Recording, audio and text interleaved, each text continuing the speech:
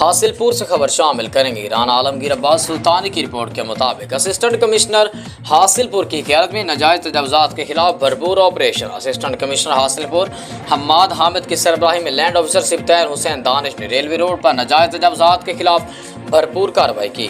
Operation کے دوران سرکاری ٹیم نے فٹ پاتھوں، سڑک کناروں پر قائم غیر قانونی ڈھانچوں، غیر منظور شدہ تھڑوں اور قبضہ شدہ جگہوں کو ہٹایا۔ لینڈ افسر سبطین حسین دانش کے زیر نگرانی عملے نے موقع پر موجود دکانداروں کو ہدایات دیں کہ وہ اپنے حدود میں کاروبار کریں اور عوامی راستوں کو بند کرنے سے گریز کریں۔ قواعد کی خلاف ورزی کرنے والے متعدد دکانداروں کو بھاری جرمانے عائد کیے گئے تاکہ آئندہ کے لیے واضح پیغام دیا جا سکے کہ قانون کی خلاف ورزی ہرگز برداشت نہیں کی جائے گی۔ اس موقع پر اسسٹنٹ کمشنر حماد حامد نے میڈیا سے گفتگو میں کہا کہ عوامی سہولت اور شہر کی خوبصورتی حکومت کی اولین ترجیح ہے۔ شہریوں کی آمد و رفت میں رکاوٹ بننے والے ہر قسم کے تجاوزات کے خاتمے کے لیے مستقل بنیادوں پر آپریشن جاری رہے گا۔